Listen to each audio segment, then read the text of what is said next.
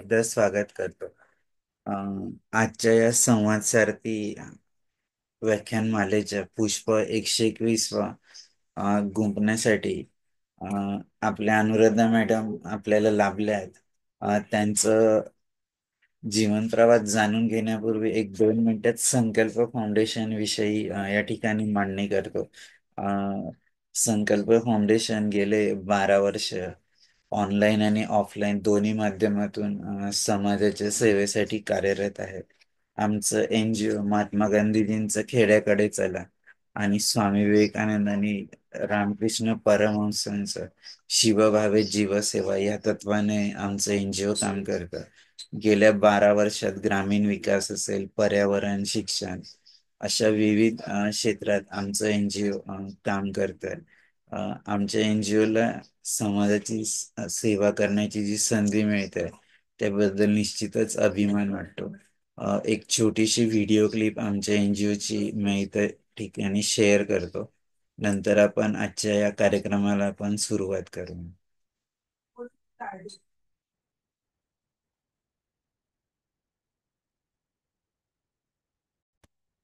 निर्माणों के पावन युग में हम चरित्र निर्माण न भूले, स्वार्थ साधना की आंधी में वसुधा का कल्याण न भूले। माना अगम गाध सिंधु है, संघर्षों का पार नहीं है, किंतु डूबना मझधारों में साहस को स्वीकार नहीं है। जटिल समस्या सुलझाने को नूतन अनुसंधान न भूले। निर्माणों के पावन युग में हम चरित्र निर्माण न भूले, स्वार्थ साधना की आंधी में वसुधा का कल्याण न भूले। शील विनय आदर्श श्रेष्ठता तार बिना झंकार नहीं है। शिक्षा क्या स्वर साध सकेगी यदि नैतिक आधार नहीं है। कीर्ति कौमुदी की गरिमा में संस्कृति का सम्मान न भूले। निर्माणों के पावन युग में हम चरित्र निर्माण न भूले, स्वार्थ साधना की आंधी में वसुधा का कल्याण न भूले। आविष्कारों की कृतियों में यदि मानव का प्यार नहीं है, सुजनहीन विज्ञान व्यर्थ।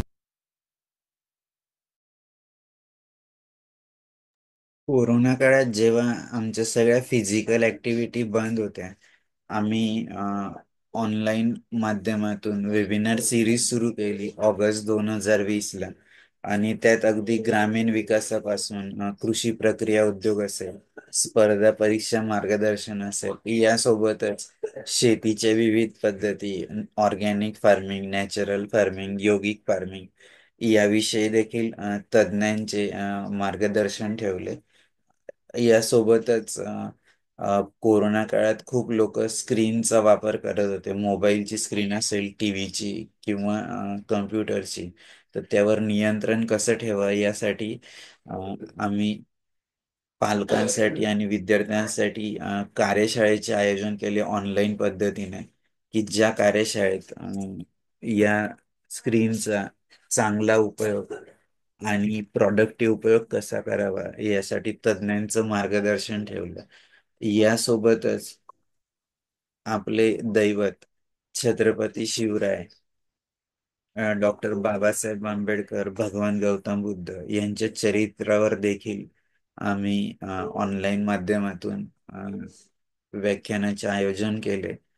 हे सगळं करत असताना एक नवीन प्रोजेक्ट सुरू करावा असं सगळ्यांच्या मनात होतं.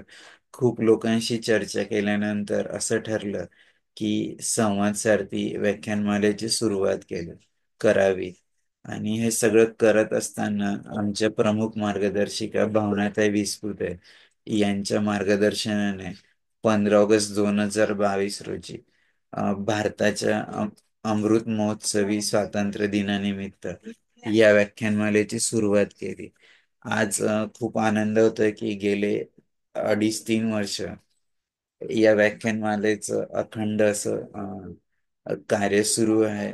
यात जे पण महानुभाव येतात, प्रत्येक वेळेस त्यांच्याकडून नवीन गोष्टी आम्हाला ऐकायला मिळतात, शिकायला मिळतात आणि त्या इतर लोकांपर्यंत पोहोचवण्याची संधी देखील मिळते. मी जास्त वेळ न घेता आपल्या आजच्या वक्त्या अनुराधा मॅडम यांचा परिचय करून देण्यासाठी डॉक्टर अनिता मॅडमला विनंती करतो. अनुराधा मॅडम, तुमचा व्हिडिओ ऑन ठेवा ना. ते माझ्या कॅमेऱ्याला प्रॉब्लेम आहे, त्यामुळे व्हिडिओ ऑन होत नाहीये. तुम्ही व्हिडिओ ऑन ठेवा. Doctor Anita madam. येस, धन्यवाद सर. नमस्कार. संवाद सारथी संकल्प फाउंडेशन सामने आयोजित संवाद सारथी या वेब संवाद सत्रातील पुष्प 121. आत्ताच भानसे सर आणि आपले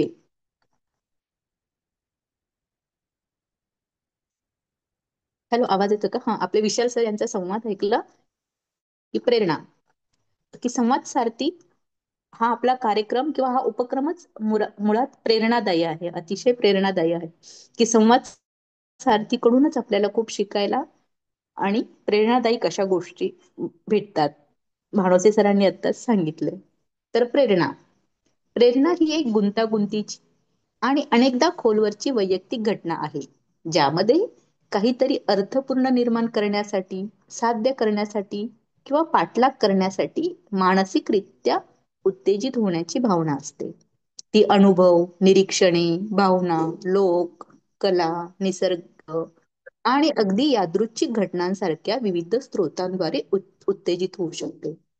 प्रेरणा अनेकदा उत्कटतेची, उत्साहाची किंवा प्रेरणेची भावना जागृत करते. व्यक्तींना नवीन कल्पना एक्सप्लोर करण्यास, सर्जनशील प्रयत्नांना सुरुवात करण्यास किंवा त्यांच्या ध्येयांकडे प्रयत्न करण्यास प्रवृत्त करते. सकारात्मक मानसिकता राखण्यास किंवा नवीन दृढ निश्चयाच्या उद्देशाने ध्येयाकडे आपल्याला प्रेरित करते ती प्रेरणा. आणि निश्चितच अशीच प्रेरणादायी व्यक्ती आज आपणास लाभलेल्या आहेत. तर संवाद सारथी या वेब संवाद सत्रातील 121 पुष्प गुंफण्यासाठी आपल्या अपंगत्वावर मात करत क्रीडा व प्रशासकीय क्षेत्रात आपले वेगळे स्थान निर्माण करणाऱ्या पाटोदा, जिल्हा बुलढाणा येथील शिवछत्रपती क्रीडा पुरस्कार प्राप्त सहाय्यक क्रीडा विकास अधिकारी माननीय अनुराधा पंढरी सोळंकी मॅडम आज आपणास वक्त्या म्हणून लाभलेल्या आहेत. मॅडमचं शिक्षण पॉलिटिकल सायन्स मध्ये मॅडम ने पदव्युत्तर पदवी हस्तगत केलेली आहे. मॅडमने 1919 ते 22 या कालखंडामध्ये मंत्रालयामध्ये वेटर म्हणून मॅडम कार्यरत होतात. नंतर 2022 ते 2025 या कालखंडामध्ये जिल्हा पुरवठा कार्यालय बुलढाणा येथे मॅडम शिपाई म्हणून कार्यरत होत्या. आणि अतिशय आनंदाची गोष्ट म्हणजे मॅडम 3 जानेवारी 2025 पासून सध्या सहाय्यक क्रीडा विकास अधिकारी गट क ह्या पदावर मॅडम सध्या कार्यरत आहेत, रुजू आहेत. अतिशय अभिनंदन मॅडमचं. मॅडमला आजवर अनेक पुरस्कार भेटलेले आहेत. 2021-22 मध्ये मॅडमला शिवछत्रपती क्रीडा पुरस्कार लाभलेला आहे. 2022-23 मध्ये जिल्हा क्रीडा पुरस्कार मॅडमला लाभलेला आहे. तसेच मा जिजाऊ पुरस्कार देखील मॅडमला लाभलेला आहे. 2019 मध्ये बुलढाणा गौरव पुरस्कार देखील मॅडमला लाभलेला आहे. मॅडमने आजवर अनेक प्रावीण्य हस्तगत केलेले आहे. 2019 ला मॅडम ने महापौर चषक मध्ये कांस्य पदक मॅडमला भेटलेले आहे. 2019 ला राष्ट्रीय पातळीवर निवड झाल्याबद्दल त्यांना 3 कांस्य पदके मॅडमला मिळालेली आहे. 2021 ला 2 रौप्य 1 कांस्य पदके मॅडमला राष्ट्रीय पातळीवर लाभलेले आहेत. तसेच 2023 ला देखील मॅडमला रौप्य पदक बहाल झालेले आहे.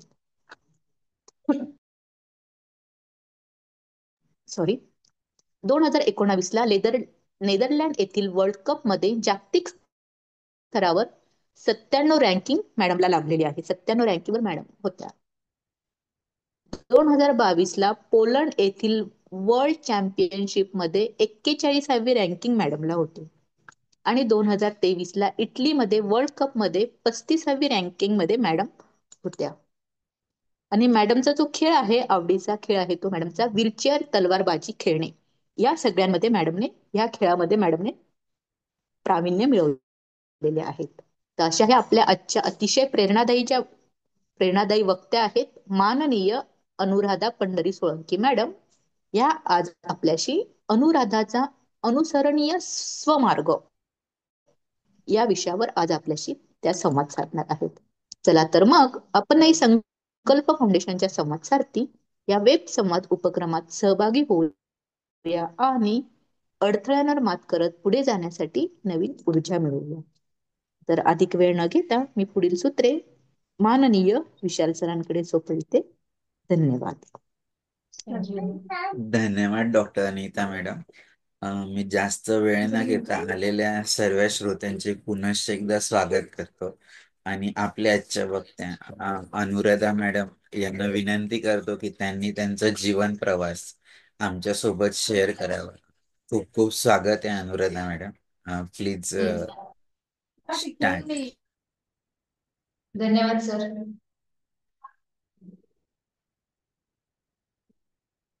सर आवाज येतोय? हो, आवाज पण क्लिअर आहे, व्हिडिओ पण क्लिअर आहे. तर मी एका छोट्याशा गावात, मी अनुराधा सोळंकी, एका छोट्याशा गावात माझा जन्म झाला. 2 वर्षाचे असताना पोलिओ झाला.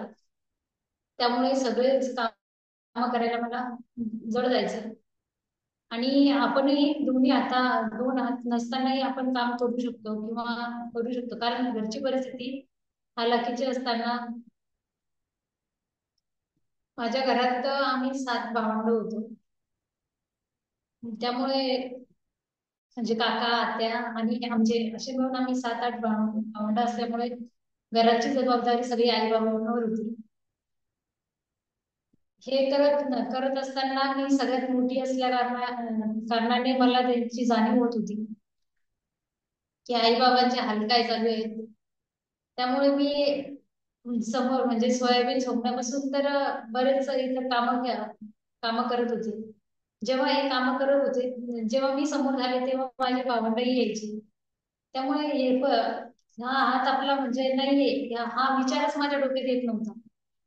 कारण ही कमजोरी नसून माझी ताकद आहे, ही मी स्वतःला नेहमी सांगत होते की नाही, ही तुझी ताकद आहे. तू जर रडत बसली तर लढायचं कसं, या या मार्गाने मी माझा मार्ग निवडला होता. 12वी पर्यंत शिक्षण तर माझं झेडपीच्या शाळेत झालं. त्याच्यानंतर तालुका ठिकाणावर माझी पदवी झाली. त्यानंतर एमपीएससी चे ज्ञान आलं आणि एमपीएससी करायला सुरुवात केली.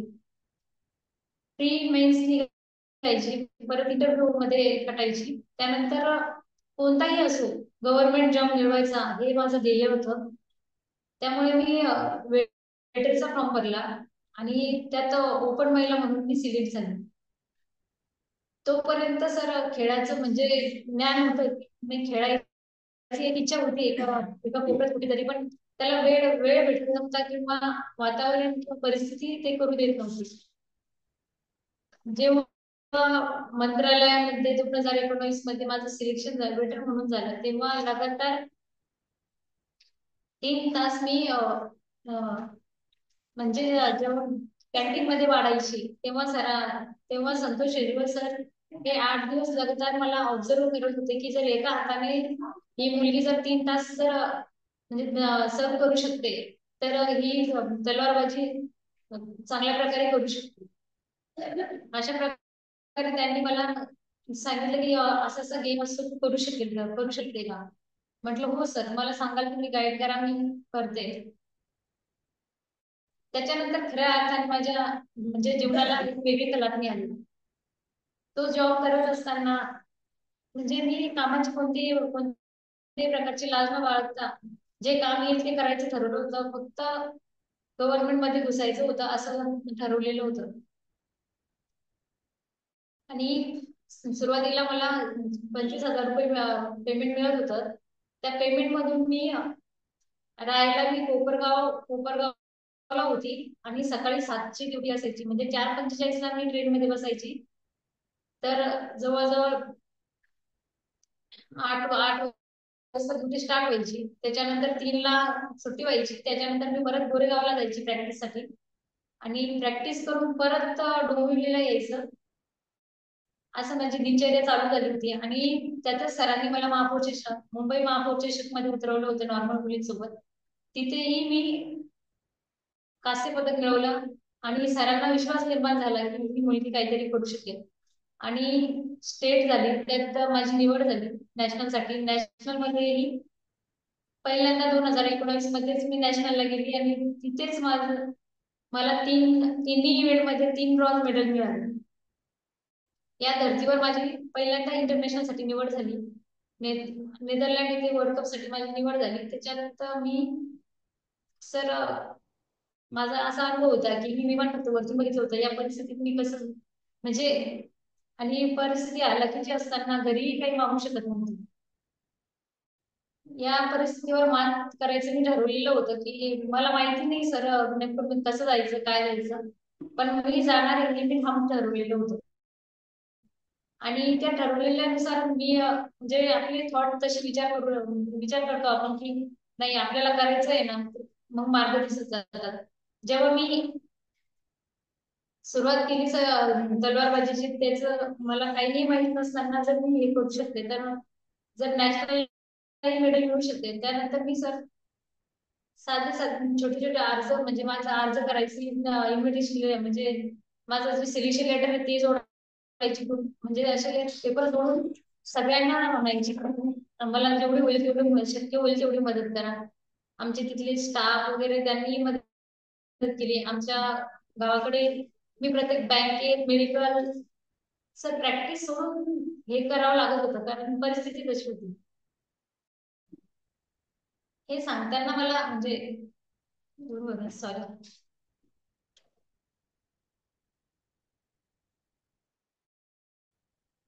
मेडिकल वाल्यांकडे जेव्हा जायचं त्यांनी म्हणजे असं भीक मागल्यासारखं मी हे करायचं सर, कारण माझ्याकडे वेळ कमी होता. 8 लाख रुपयाची साहित्य घ्यायची होतं, तरीही फक्त 50,000 रुपयाचा मेळ म्हणजे मेळ लागला होता. तर सरांचा एक सिनियर खेळाडू होता तो जो इंटरनॅशनल खेळून आलेला होता.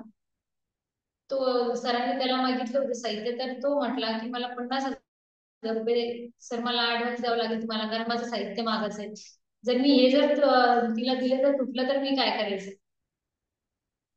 म्हणून मग मी ते 50,000 रुपये त्याला दिले आणि नंतर जेवढा जेवढा खर्च होईल पतसंस्था मेडिकल शॉप वगैरे सगळ्यांना करून करून मी जमा केली.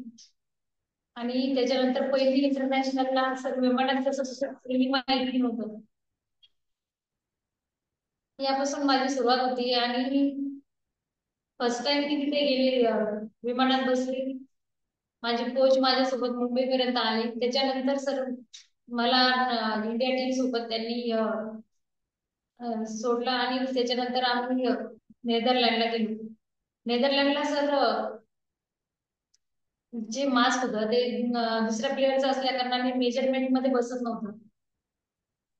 ऐन वेळेवर सर ते तिथे कॅन्सल झालं, पण युएससीच्या एका मुलीने तिचं मास्क बसत होतं. सर त्यांनी रिक्वेस्ट करून मला ते मास्क घेऊन माझा तो गेम स्टार्ट झाला. तिथे मी 2 युएससीच्या मुलींना हरवून जगात 57 रँक मिळवली. अशा प्रकारे माझ्या खेळायला सुरुवात झाली. त्याच्यानंतर तिकडनं आल्यानंतर म्हणजे नंतर सपोर्ट मिळाला. खासदार साहेबांनी व्हीलचेअर दिली. नंतर इक्विपमेंटही बऱ्याच ठिकाणून मिळायला लागले. त्या जोपर्यंत आपण सुरुवात करत नाही तोपर्यंत होत नाही.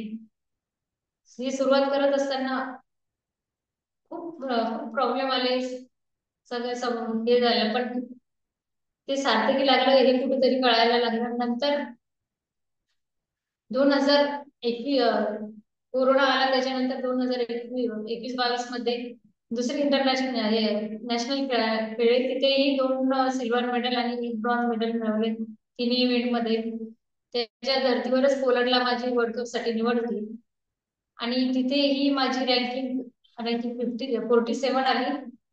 आणि 2023 मध्ये मी नॅशनलला गेले आणि तिथे 2 गोल्ड आणि 1 सिल्वर मेडल मिळालं. त्या धर्तीवरच माझी वर्ल्ड चॅम्पियनशिप साठी निवड झाली आणि आता जागतिक पातळीवर सध्या 37 रँकिंग वर आहे.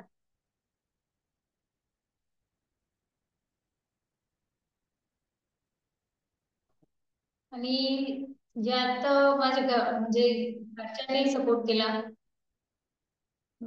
आई बाबांनी फक्त तू जा, तू लढ असं सांगत होते. कारण ते आर्थिक मदत मला काहीही करू शकत नव्हते आणि ती माझी सॅलरी कधी मला विचारत नव्हते. फक्त तुला करायचं ते कर, फक्त तुझ्या याच्यावर कर असे सांगत होते. आणि विश्वास ठेवला की तूही करू शकते. कारण एका ग्रामीण भागातून जर आपल्याला वेगळं काही अस्तित्व निर्माण करायचं असतं तर खूप डिफिकल्टीज येतात. कोणी म्हणत होतं की नाही यांना पैसा गोळा करायचा आहे असं तरी, हे बरेच प्रॉब्लेम माझे क्रिएट होत होते. पण मी त्यांना दूर करत म्हणजे ऐकून न आल्यासारखं करत होती. आणि ही एकटी एवढ्या विदेशात जाते असं. पण या हे करत असतानाच जेव्हा शासनाने मला शिवछत्रपती क्रीडा पुरस्कार प्राप्त केला, कारण महाराष्ट्र शासनाचा सर्वोच्च क्रीडा पुरस्कार हा आहे, त्याने गौरव केला. तेव्हा आमच्या गावाकडे वगैरे मग आलं की ही काय करते. आणि जर दिव्यांगावर जर मी मात करू शकते तर आपल्या सगळेच जण आपणही काहीतरी करू शकतो. हा हा विश्वास निर्माण होतो. मला एक सांगायचंय की कालच जिजामाता माझ्या जिजाऊची जयंती झाली. आपण म्हणतो चंद्र सूर्य असेपर्यंत नाव तुमचे न मिटणार, चंद्र सूर्य असेपर्यंत नाव तुमचे न मिटणार, तर तुमचे कर्म जिजाऊ उपकार कधी न मिटणार. कारण ते मा जिजाऊंची तलवार जेव्हा आई आजी सांगत होत्या की त्यांच्या कहाणी सांगत होते, तेव्हा त्या तलवारबद्दल अनिश्चितपणे मला ती आवड निर्माण होत गेली. आणि तीच कुठेतरी आज बाहेर येऊन आपल्या महाराष्ट्रात नाव करून गेली असं मला वाटते.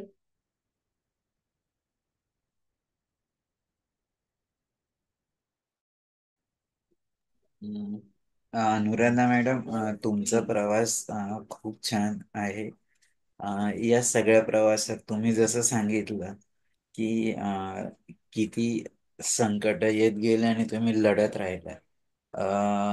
तुम्ही जे बालपणाबद्दल सांगितलं की सगळं शिक्षण खेड्यातच झालं तुमच्या गावाला, मग ते शिक्षण घेतानाही काही अडचणी येत होत्या का? हो सर, शिक्षण घेतानाही भरपूर अडचणी होत्या. कारण 7-8 जणांची फॅमिली असताना जेव्हा फीस भरायला पण पैसे नसायचे, तेव्हा आई सोबत निंद निंद वगैरे पुरवणं वगैरे जायची. कारण मला तेवढं योजनेत, कारण त्या दिवसाचे आमचे 15 15 रुपये तरी माझी यायची असं आईला वाटायचं. आणि शाळेची फीस वगैरे भरायचे. आणि आई माझी ती घ्यायची आणि त्याच्यानंतर आमची मजूर म्हणजे दोघींची मजुरी, तिघींची असं करून आमचं शिक्षण चालायचं सर.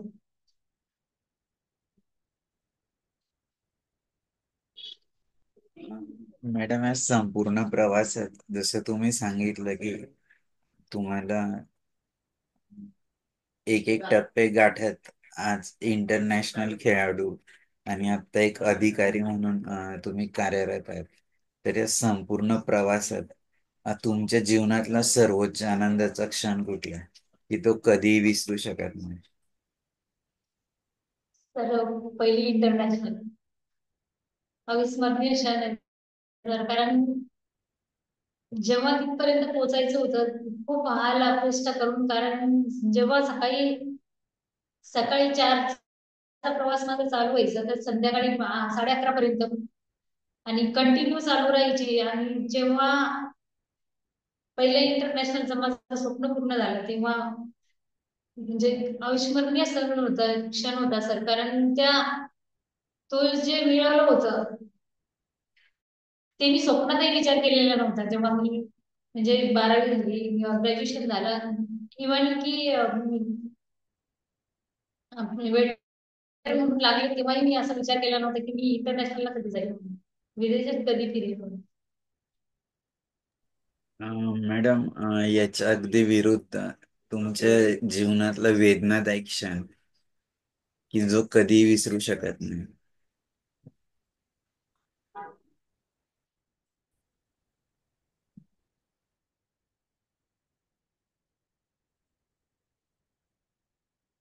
बाबांची जेव्हा तब्येत बिघडली होती सर, आणि मलाही माझी तब्येत बिघडली होती आणि इंटरनॅशनल जवळ आली. तो स्टेज खूप कठीण कठीण होता माझ्यासाठी. मॅडम, जसं तुम्ही सांगितलं, तुम्ही जॉबला असताना मंत्रालयात तुम्हाला संतोष सर भेटले आणि त्यांनी तलवारबाजीचं तुम्हाला प्रशिक्षण घेण्याबद्दल सांगितलं. हे सगळं, हे तर तलवारबाजी आता एक 4-5 वर्षापासून तुम्ही करताय. पण जसं तुम्ही हो सांगितलं, अगदी बालपणापासून मेहनत करत शिक्षण घेतलं आणि इथपर्यंत पोहोचलं. तर या सगळ्या प्रवासात ते काय म्हणतात ना, की एखादा दिवा पेटायला छोटीशी ठिणगी पण कारणीभूत असते. तुम्हाला असं कसं वाटलं की मला नाही, काहीतरी वेगळं करायचं आहे आणि ते तुम्ही सिद्ध करण्यासाठी सतत प्रयत्न करत राहिलात. तर हे कुठून प्रेरणा मिळाली की मला ह्याच दिशेला जायचं आहे? आणि आता तर तुम्ही एक ऑफिसर महाराष्ट्र शासनाच्या ह्याच्यात, तर निश्चितच ही खूप मोठी अचिव्हमेंट आहे. तर हे सगळं कुठून तुम्हाला प्रेरणा मिळाली? आणि नुसतं प्रेरणा मिळून पण उपयोग नसतो, ते कायम त्या ऊर्जेत, ही सतत ती ऊर्जा की नाही, मला अजून हे पुढे न्यायचंय, पुढे न्यायचंय. एक इंटरनॅशनल झाली, दुसरी इंटरनॅशनल झाली, मला सतत कार्य करायचंच आहे. तर हे सगळं प्रेरणा आणि ऊर्जा, याचं रहस्य काय आहे? कारण हे सगळ्यांसाठीच खूप प्रेरणादायी असं तुमचं अ, व्यक्तिमत्व आहे, तुमचा जीवन प्रवास आहे. तर हे सगळं कुठून प्रेरणा मिळाली आणि ऊर्जा तुम्ही कशी सतत जागृत ठेवता, त्याबद्दल पण बोलला. सर, जी जी ऊर्जा आहे ती माझ्या घरातून, माझ्या बाबाकडून मिळाली आहे, आईकडूनही मिळाली आहे, आजीकडून मिळाली. कारण त्यांचा प्रवास जेव्हा मी कठीण पाहत होते, मला यांना म्हणजे प्राऊड फील करून द्यायचं होतं की नाही, मुलगाच काही करत नाही, मुलगी काहीतरी करू शकते. आणि मी स्वतःला सर, माझे बाबा मला कधी अपंग म्हणून समजत नव्हते. जेव्हा कुठेही जायचं, 12वी झाल्यानंतर माझ्या बहिणीसोबत बाबा जायचे, पण माझ्यासोबत कधीच बाबा माझ्यासोबत ऍडमिशन घ्यायला वगैरे कुठे जायचे नाही. कारण त्यांना मला स्वतःच्या पायावर उभं करायचं होतं की जेणेकरून तू जगाशी 2 हात करून लावू शकेल. असं त्यांचं इंटेन्शन मला तेव्हा कळत नव्हतं, पण आज रोजी मला कळतंय की त्यांनी ते माझ्यासोबत काय केलं होतं. कारण जेव्हाही पण लढायची वेळ येत होती, तेव्हा बाबा मला नेहमी सांगायचे की नाही, तू लढ, तुलाच करावं लागेल, मी नाही येत. असं म्हणजे रूडली बोलायची की नाही, बरं हे का नसेल येत?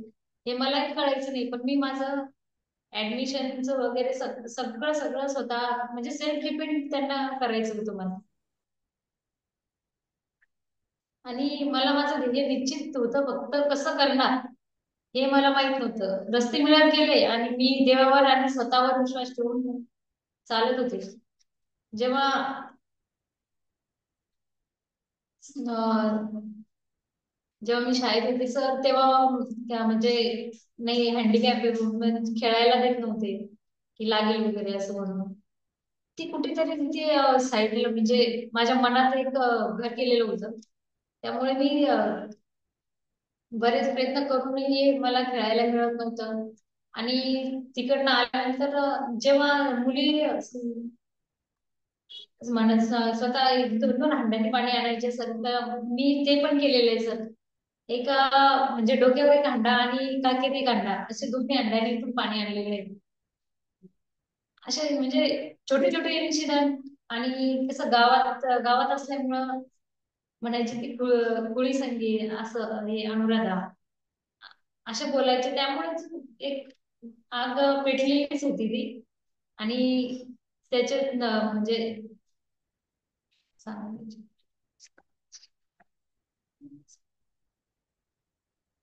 माझं ध्येय अजून पूर्ण झालेलं नाहीये.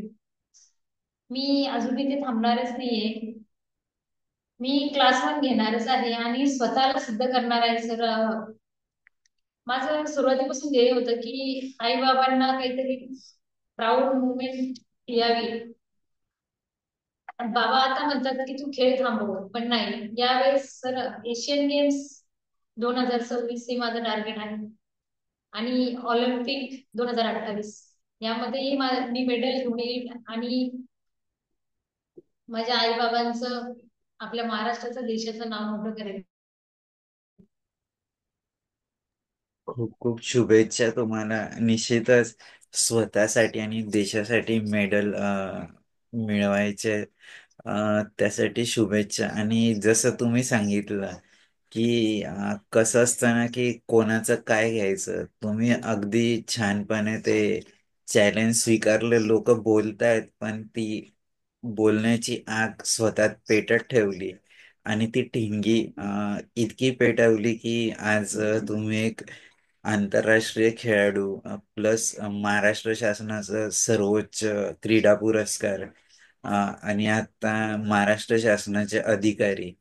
तर हे खूप सोपं नसतं साधारण नॉर्मल लोकांना पण, की जे सबल आहेत त्यांनाही हे शक्य नसतं. ते तुम्ही सगळं अचीव केलं. तर निश्चितच मॅडम तुमचा जीवन प्रवास खूप प्रेरणादायी आहे. मी आता आपल्यासोबत जे आपले श्रोते आहे, मी सर्वात आधी अशोक बांसे सरांना विनंती करतो की त्यांनी बोलावं. नंतर आपण सगळ्यांसाठी मंच खुला करूया. अशोक भानसे सर.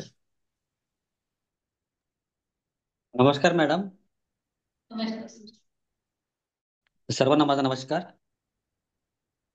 मॅडम, तुमचं शून्यापासूनच खूप मोठं काम केलं, आपल्या देशासाठी पण नाव उज्ज्वल केलं आणि आज शासकीय सेवामध्ये तुम्ही नोकरीवर आहात. आणि याच्यानंतर तुम्हाला बरेच काही खेळाचे तुम्ही स्वप्न बघितले आहे, ते पूर्ण करण्यास खूप खूप शुभेच्छा आपणास. विशेषतः म्हणजे भारताचे नाव उज्ज्वल करण्यास आपणास खूप खूप शुभेच्छा. मला थँक्यू एकच सर. विचारायचं आहे तुम्हाला, का तुम्ही आता जे महाराष्ट्र शासनामध्ये नोकरी करते आणि एवढे मेडल आणले, इंटरनॅशनल खेळले, तर त्या खेळाचा काही आपल्या महाराष्ट्र शासनाकडून काही आपल्याला ग्रेस मिळाला का, किंवा अपडेट पोस्टिंग वगैरे काही मिळाली का? हो सर, आता जो मला सहाय्यक क्रीडा विकास अधिकारी म्हणून माझी निवड झाली ती खेळाच्या मार्फतच झाली. थेट नियुक्ती महाराष्ट्र शासनाने माझी त्या पदावर केली आहे. धन्यवाद मॅडम. Thank you sir. धन्यवाद Bhanse sir. Sarika madam, Sonal madam, Anita madam, Surekha madam, Abhijit Mali sir, please unmute करून बोला.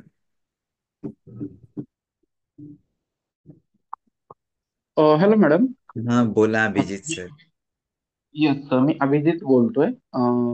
तर मला मॅडम तुम्हाला हे विचारायचं आहे की तुम्ही ज्यावेळेस हँडिकॅप होता आणि त्यानंतर तुम्ही ज्यावेळेस तलवारबाजी म्हणजे क्रीडा क्षेत्रात जाण्याचा निर्णय घेतला, तर त्यावेळेस तुमचं पहिलं यश काय आणि तुम्हाला तिथून कसं वाटलं की बाबा म्हणजे काही लोक तर आता बरेच हँडिकॅप असतात, तर वेगवेगळ्या स्पोर्टमध्ये भाग घेतात, परंतु त्याच्यामध्ये सातत्य निर्माण होत नाही, अपयश येणं, त्यामुळे काही लोक सोडून देतात, गेम चेंज करतात. परंतु तुम्ही ज्यावेळेस तलवारबाजीमध्ये सुरुवात केली, त्यावेळेस तुमचं पहिलं यश कुठलं मिळालं आणि तिथून वाटलं की नाही, याच्यामध्ये आपल्याला करिअर करायचं आहे पुढे? सर, सुरुवात जेव्हा सरांनी मला महापौर चषक मध्ये उतरवलं, जेव्हा नॉर्मल मुलींसोबत मी ब्रॉन्झ मेडल मिळवलं, तेव्हा माझा कॉन्फिडन्स वाढला. आणि तेव्हाच वाटलं की नाही, आपणही काहीतरी करू शकतो. तेव्हापासूनच सर मला मला असं वाटलं की मी तलवारबाजीमध्ये करिअर करावं. Okay, thank you. Hello madam. बोला सोनल मॅडम. या कष्टदायी जीवनात मतलब आपकी ये बहुत ज़्यादा हार्ड लाइफ के बाद जो प्रेरणा मुझे आज मिली है, वो सही में मेरे लिए आज मतलब मेरे इच्छा को इच्छा शक्ति में बदल दिया है। आपको बहुत बहुत थैंक यू सो मच। और आने वाली लाइफ के लिए आपको बहुत सारा all the best.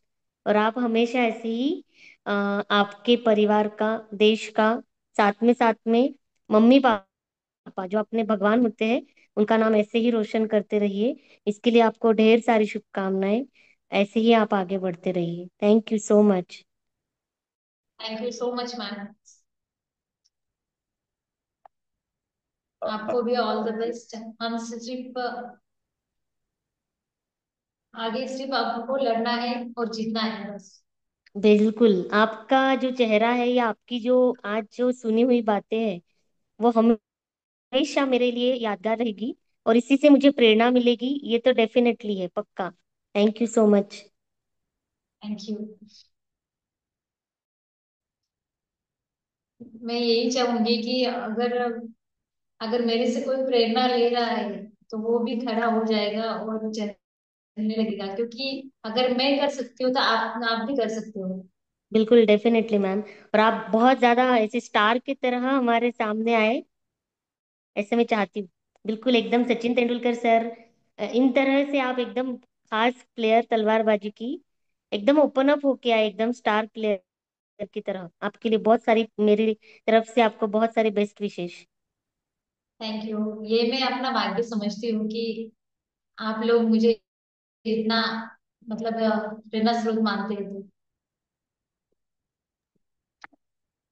Thank you Sonal madam, Anita madam, Surekha madam, Sarika madam. Hello. हाँ हॅलो, बोला आवाज ना येतोय का? अनीता मैडम, येतोय आवाज.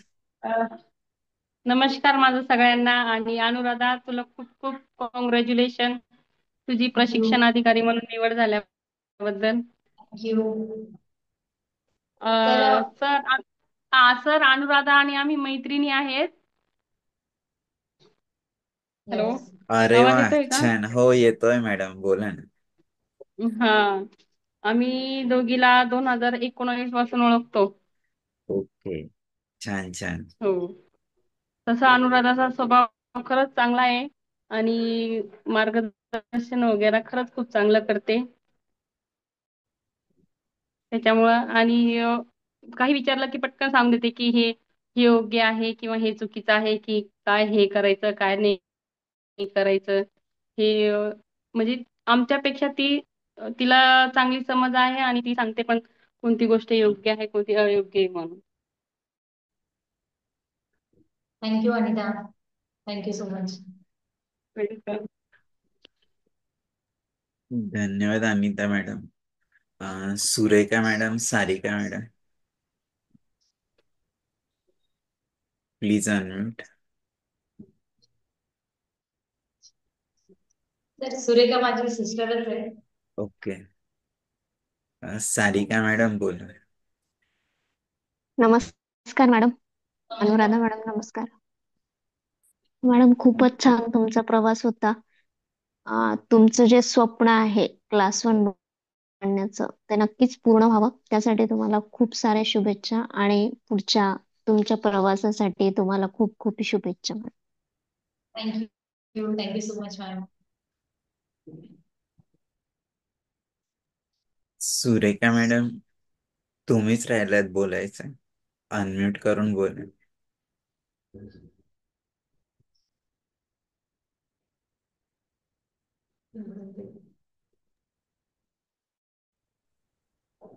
नमस्कार. आवाज येतोय? हो नमस्कार मॅडम, बोला ना, येतोय आवाज. सोळंकी मॅडमला माझ्याकडून पुढच्या वाटचालीसाठी खूप खूप शुभेच्छा. आणि मला खात्री आहे ऑलिम्पिक मध्ये पण आणि एशियन गेम मध्ये पण अ, ती तिचे स्वप्न पूर्ण करेल. परत एकदा all the best. Thank you. खूप खूप धन्यवाद सुरेखा मॅडम. जसं आता त्यांनी सांगितलं की त्या सर्वात घरात मोठ्या आहेत, तर तुमचा हो. त्यांच्यासोबतचा अनुभव कसा की बालपणापासून आणि आता त्यांचं हा सगळा स्ट्रगल आहे तो तुम्ही जवळून बघितलाय, तर हो. त्याबद्दल थोडक्यात जर सांगितलं तर बरं.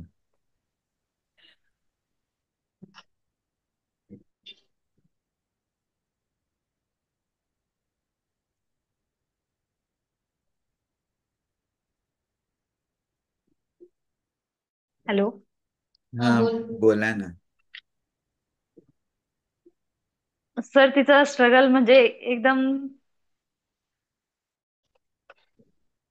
माझ्याकडे शब्द पण नाहीयेत. कारण मी तिच्या समोर काहीच नाही मेहनत करू शकत एवढी. तिचं म्हणजे सुरूच असतं की नाही हे करायचंय ना आपल्याला तर ते करायचंच. आणि मला पण तिने मी सांगत असते, गायडन्स करत असते की तू असं कर, असं केल्यानं असं होईल. मला साधं कोणतं एखादं डॉक्युमेंट जरी काढायचं असलं तर सर मला माहिती नव्हती आधी काहीच. पण मग तिने सांगून सांगून आता जमतंय मला पण थोडं थोडं.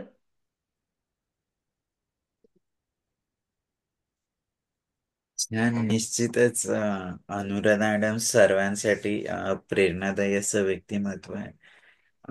जसं हो. त्यांनी सांगितलं की प्रत्येक वेळेस अगदी सगळे चॅलेंजेस स्वीकारत गेले, तर त्यानुसार त्या आज सगळे अडथळे पार करत जसं आहे ना की त्यांनी स्वतःचाच एक मार्ग निवडला आहे की नाही मला ह्या मार्गावर चालायचंय. आणि असं म्हटलं जातं की एक बार आप रास्ते पर हो तो जरूर मंजिल मिल जाती है. त्यासाठी मंजिल पर्यंत पोहोचणं आवश्यक नसतं.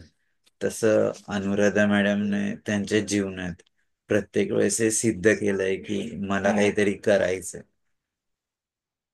आणि आज एवढ्या संघर्षातून म्हणजे स्वतःच्या शिक्षणासाठी पैसे कमावणं बालपणीपासून आणि आता स्वतः सेटल होऊन सगळ्यांना मदत करणं, आपलं जे पण खेळ आहे त्याच्यावर लक्ष देत त्याची प्रॅक्टिस चालू ठेवत इतर सगळ्या जबाबदाऱ्या कंप्लीट करणं, तर हा खूप मोठा स्वधर्म त्यांनी स्वीकारलेला आहे.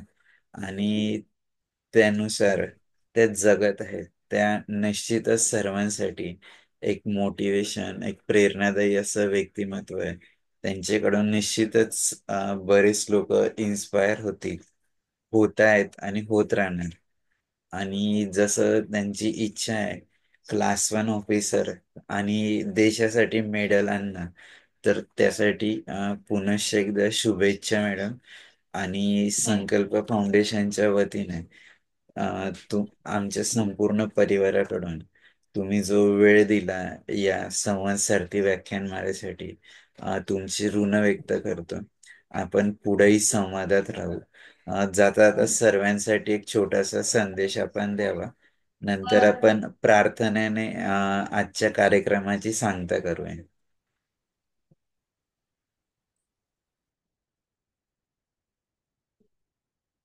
एक छोटासा संदेश सर्वांसाठी की कसं जगलं पाहिजे आणि लढलं पाहिजे. नक्कीच सर.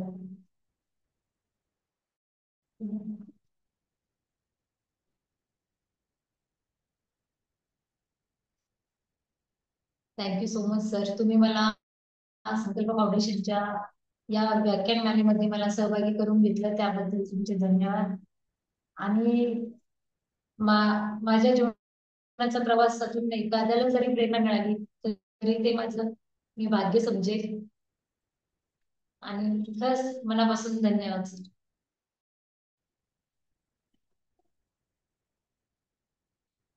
Thank you madam. निश्चितच तुमचे सगळे स्वप्न लवकरात लवकर पूर्ण हो, त्यासाठी शुभेच्छा. एक छोट्याशा प्रार्थनेने आपण आजच्या कार्यक्रमाची सांगता करूया. आणि हा एक छोटासा सत्संग आहे आणि प्रत्येक वेळेस इथं येणारे महानुभाव हे नक्कीच खूप गोष्टी ऐकवतात, शिकवतात आणि त्यातनं खूप लोकांना प्रेरणा मिळते, हा आमचा अनुभव आहे. आतापर्यंत जे 121 वेळ आज पुष्पात आपण आहोत, तर प्रत्येक वेळेस जो येणारा महानुभाव आहे तो निश्चितच काहीतरी देऊन जातो, की जो सर्वांसाठी एक मार्ग असतो, दिशा असते. आणि त्यातनं प्रेरणा घेत अनेक लोक स्वतःमध्ये बदल घडवत असतात. तर पुनश्च एकदा मी सर्व श्रोत्यांचे आभार व्यक्त करतो आणि एक छोट्याशा प्रार्थनेने आजच्या ह्या सत्संगाची आपण सांगता करूया. सर्वे भवन्तु सुखिनः, सर्वे सन्तु निरामया, सर्वे भद्राणि पश्यन्तु, मा कश्चित् दुःखभाग् भवेत्. ओम शांती शांती शांती. आणि सर्वांना उद्याच्या मकर संक्रांतीच्या खूप खूप शुभेच्छा. माझ्याकडून आपण पुनश्च पुढच्या संवाद सारथीच्या पुष्प भेटूया. तोपर्यंत सर्वांची रजा घेतो. Thank you very much.